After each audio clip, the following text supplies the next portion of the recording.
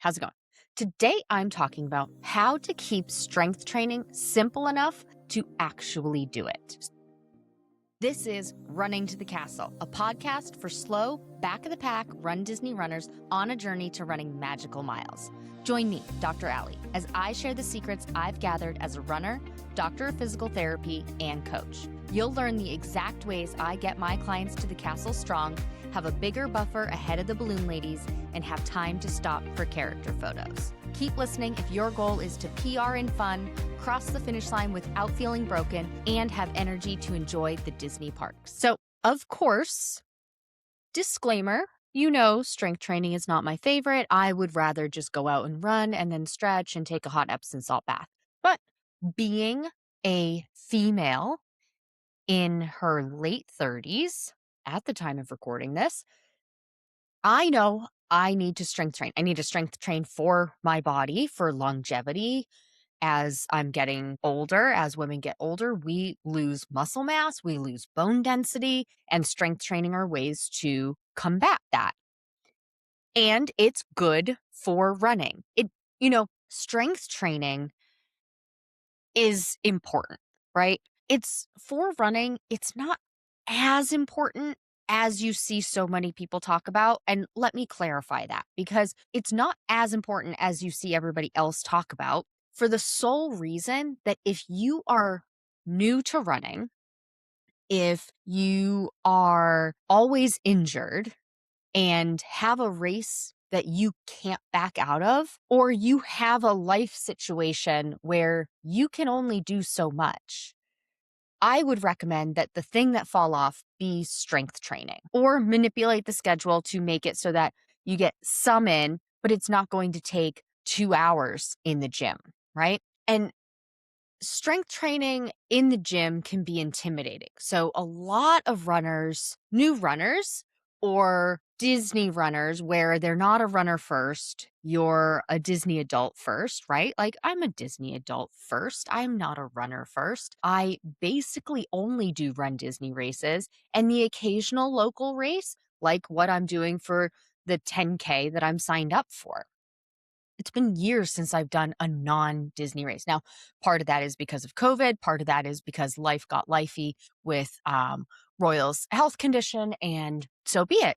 But strength training can be very overwhelming. And I get a lot of questions about how to strength train the right way.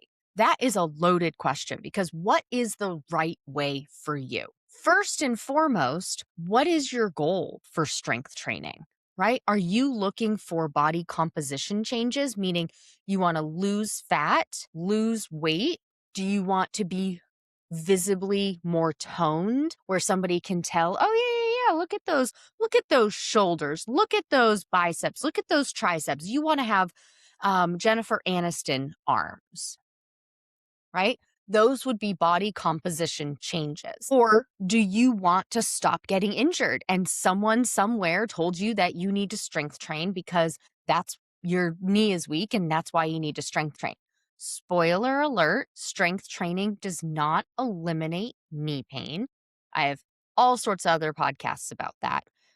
Strength training is one of the worst things to do for pain in the moment. Not saying that it doesn't help prevent it from happening, not that it doesn't help keep things stable and working well and feeling good, but it's not like the equivalent of popping an Advil, okay? But again, that's not the purpose of today's podcast episode. But when you go into the gym, it can be really intimidating. That's what I started to say a few minutes ago. It can be really intimidating. So you may think, okay, well, I'm just going to work out at home. But one of the problems with working out at home is you can only have so much equipment. I mean, maybe you do have a lot of space and you can set up one of these fancy workout machines. I happen to have a lot of space in my garage to set up a fancy workout machine, but it took me 10 years to be able to get to that point. Before this, I was living in apartments and we had quote unquote gyms in the apartments. They were really like a couple of treadmills and a stack of dumbbells.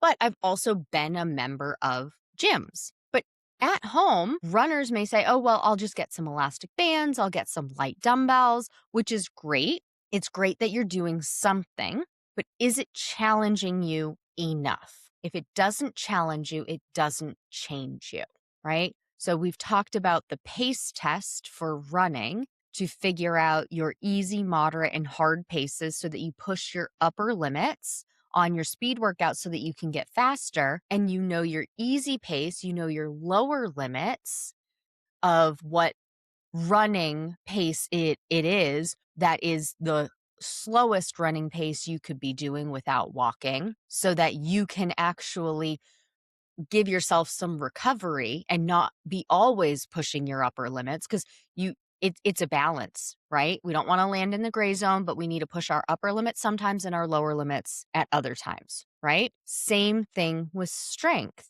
You need to push those upper limits. And there is a wide variety way of doing it, but sometimes the way that you're doing it is not the best way. So low weight, high volume, that's typically used for rehabbing. So rehabbing an injury, or when you're new to exercising, or when you're just adding a new exercise. Maybe you have historically done exercises, but this is brand new, and you're just kind of getting the lay of the land, figuring out how to do this motion, right? There's also a way to do not quite super low weight and do it at volume to get your muscles to work more at volume. That can be used more of an endurance type of thing. Like if somebody is doing the dopey challenge and they are strength training because they notice that they get really exhausted, their muscles get really just overworked by mile 15, as an example. You may consider doing your long runs and then doing lower weight, maybe a medium weight or even a light weight, and high volume, high repetition, so that your body is getting used to still working, but it's not running, right? There are ways to do this. And then you can challenge your body in other ways.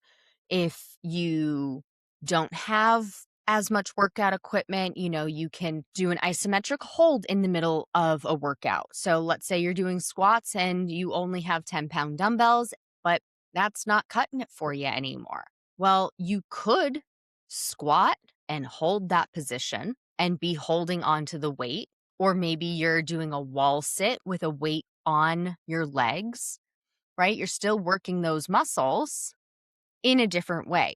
And so those are different ways to utilize strength workouts. So hearing, somebody say that it's the end all be all, you need to strength train more, you need to lift heavier, like, great, fine. That is going to work for somebody, but newer runners, if you're coming back from injury, whatever the case may be, maybe that's not the right thing for you. And then we run into this thing, which is what I really want to talk about today, where how do you incorporate your strength training with your running and make it so that you actually do it? Because if you're anything like me, if something's going to fall by the wayside, it's going to be the strength training, right? Like if I have to choose between running or strength training today, I'm going to choose running.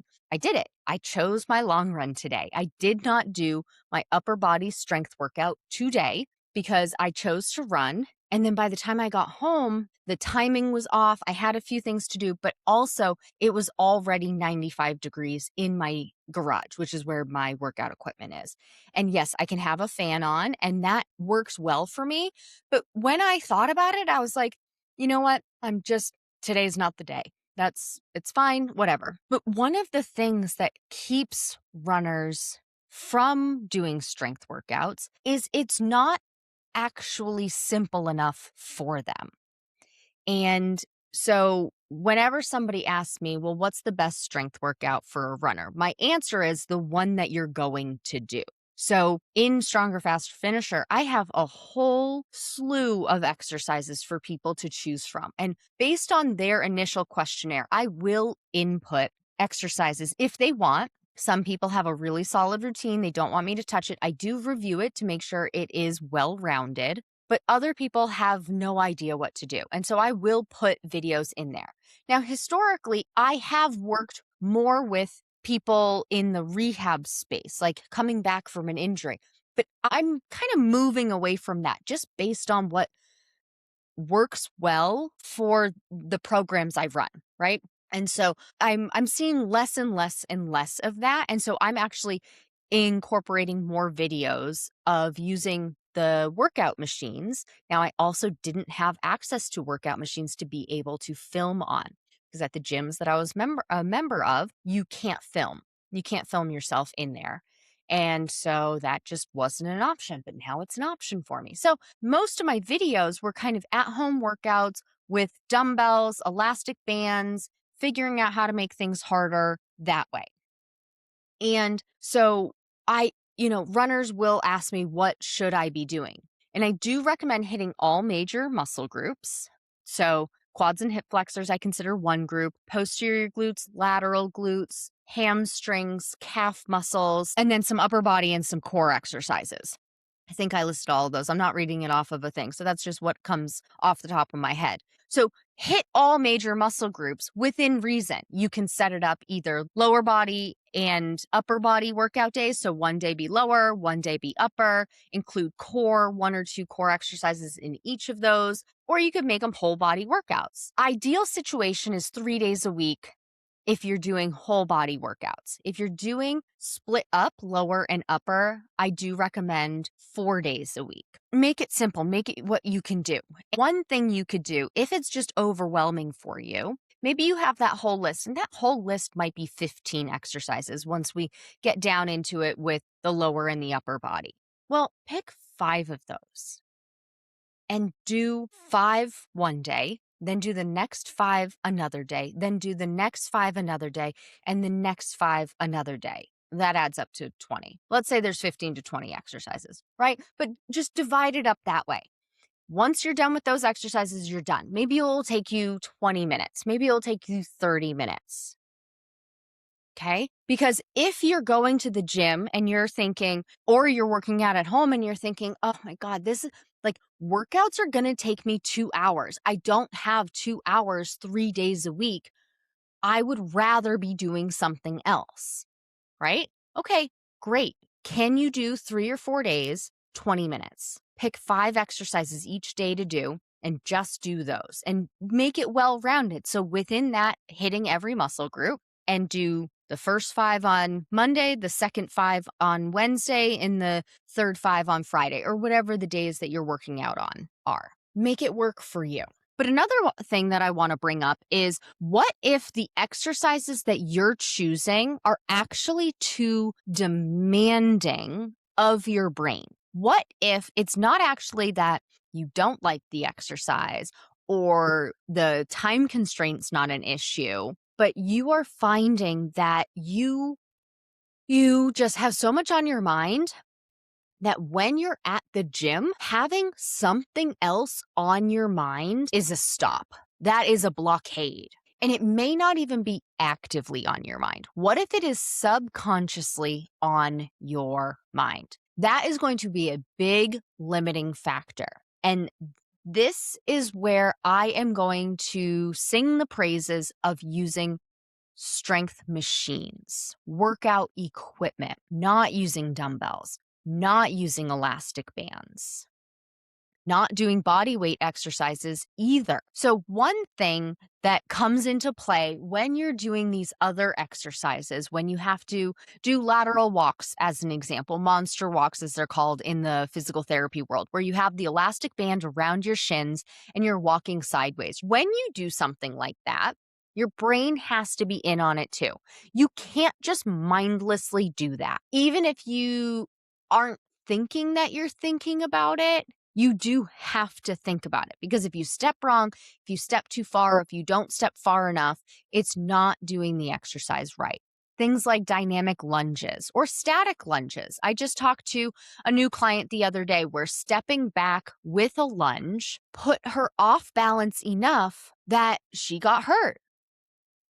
And some people may look at that lunge and think, oh, that's super easy. Well, it's really not, especially if you have to get into the position, if you have to step back during it.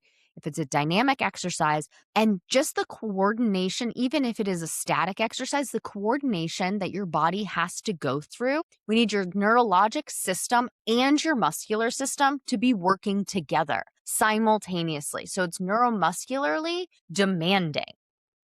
And if you put your foot wrong just by accident, could you hurt yourself? Sure. It also makes it more challenging, and your brain has to be in on it too. So having to coordinate those movements, even if you're not figuring out the workout yourself, let's say you're doing a class, coordinating those movements, like your muscles and your brain need to be working together. Now, of course, somebody's going to come at me and say, well, my brain needs to be in on it too if I'm just using a machine. Yes. But using a machine, the connection of that neuromuscular connection, the neurological system and the muscular system, they are not engaged the same way. In the physical therapy world, as an example, every single little thing that you do in the physical therapy clinic, a physical therapist has to justify it. And they have to justify the coding they used, putting that exercise, that movement, that stretch, even any hands-on stuff. They need to justify that coding to the insurance company if you are using insurance. So the most common billing codes are, can't believe I still remember some of these, but 97110 is therapeutic exercise. And then there's 97112 neuromuscular re-education. And those are codes that we submit to the insurance. If you're a physical therapist that does insurance, you submit it to the insurance. But if you were to ever get audited, you have to look at the list of exercises or look at the treatment that's listed under that, because you also have to put how much time you spent on that. So let's say you spent 8 minutes on therapeutic activity and 23 minutes on neuromuscular re-education, and then you spent 7 minutes on therapeutic exercise, and then you spent 12 minutes on manual therapy. You have to justify what made up those 23 minutes, what made up those 8 minutes, what made up those 7 minutes. So I used to think about this constantly. And so I used to take students. I used to be a clinical instructor. I used to take students, and many exercises could fall in multiple categories. And so I'd say, well, what are we doing with it? Like, why are we doing this exercise? Because therapeutic exercise versus neuromuscular re-education. Let's say we're doing monster walks, and maybe the student wants to say monster walks are therapeutic exercise because they're working the lateral glutes. Great. Love it. Somebody else might say, oh, well, I'm going to use neuromuscular re-education because I want to work on them coordinating stepping with the act of strengthening the muscles at the same time. So now we're bringing in coordination. And so I would err, for the most part, I would err on the side of neuro re-ed for those types of exercise, because that's typically the overpowering system. Like, somebody could do an exercise, like use the hip abductor machine and be able to do heavier weight than the equivalent of whatever the elastic band is. But when they get to the elastic band, they're like, oh my God, this red elastic band, who knew it was so tight? Is this brand new? What's going on here? We got to stretch it out a little bit. I can't believe I can only do 3 repetitions of this exercise. And it's because it's so demanding of your brain and the coordination system, as opposed to just using the hip abductor machine. Whereas when you use the hip abductor machine, you don't have to coordinate that extra movement. You don't have to balance yourself and use the tension of the elastic band, press out against it, and get your neurons and your muscles firing all at the same time. You really just need to get those muscles firing. So if you are finding yourself not wanting to go do a workout, really being drained and thinking like, these aren't that hard, or maybe they are so hard and you just can't even balance yourself to do them. Let's say you're doing those lateral walks and you can't maintain your balance, or you're doing a single leg RDL, Romanian deadlift, and your balance limits you before how much weight you're doing limits you, right? That would be a reason to go and do a ham curl machine or the leg press, because the single leg RDL is a really good exercise for your hamstrings and some parts of your glutes. Well, you might be saying, well, let me go do just a regular deadlift where I'm not having to balance. Well, you still have to balance, because you have to balance. If you're using a barbell, you have to balance the weight distribution. If you're doing dumbbells, you have to balance the weight distribution. As opposed to doing a leg press, you don't need to get that balancing involved. Or what if your hamstrings are so strong that you need to use such heavy dumbbells, but your hands can't hold them? That's not really the neuromuscular thing, but that's just one more thing that I just thought of, right? So this is where using machines would come into play. All you have to do is show up to the machine, make sure you know how to use it, put the pin in for what amount that you want, and use the machine. I think this is one reason why I do like the workout machine so much better. I am finding myself, now that I have access to the machine at home, I am finding myself just more and more just wanting to do the machines. So I'm leaning into it right now. I have workouts that include lunges and deadlifts and that kind of stuff. And that's all well and good. Those are good for me in this season of my life. If I'm either going to do a workout where it's machines or I'm not going to do the workout, I'll choose the machines. And I can still lift heavy, right? Like the machine still makes me lift heavy. And of course, you can make a light, a medium, a heavy day. But what I really wanted to draw in on was, if you're finding yourself not doing a workout, it may be too challenging or too difficult in ways that you may not have even thought of. And you may be even trying to think, is this even applicable to me? And you may or may not realize it, because it could be subconsciously too difficult for you. Make it simple. If you have access to gym equipment like the leg press, the knee extension, the ham curl, lat pull down, seated row, I could go on and on and on. If you have access to that and you're finding yourself avoiding strength training more often than not, I invite you to go and use those strength machines before you give up on strength training, or before you give yourself too hard of a time for not wanting to go strength train. Because maybe the workout you have just isn't optimized for you, and you're trying to force through something that you don't need to force through. This just made me think, like, I have a family member who is very much a night owl. And I do recommend that this family member stop trying to find jobs that require them to be a 9 a.m. to 5 p.m. The way the world is now, this person could work from wherever they live, but be working for a company that's in a different time zone. So maybe the actual company is 9 a.m. to 5 p.m., but based on where this person lives, they work night hours. So maybe they start at 9 p.m. and end at 5 a.m. and lean into what already feels natural for them instead of fighting it. And that's not an exact correlation with what I was just talking about with strength, but that was an example of somebody fighting through something that isn't natural just because this is what somebody else said you should do. Everybody else says you should work 9 a.m. to 5 p.m. Well, what about, everybody says that lunges are the thing I need to be doing. Everybody says I need to do deadlifts. Everybody says I need to do calf raises. But what if doing those exercises aren't the best fit for you? What if instead you could go and do a ham curl? What if instead you could go and use the leg press? What if instead you could go and use the leg press but do a heel raise, like do a calf raise on the leg press? What if leaning in that way would make you more successful instead of trying to force through something that just isn't a good fit for you?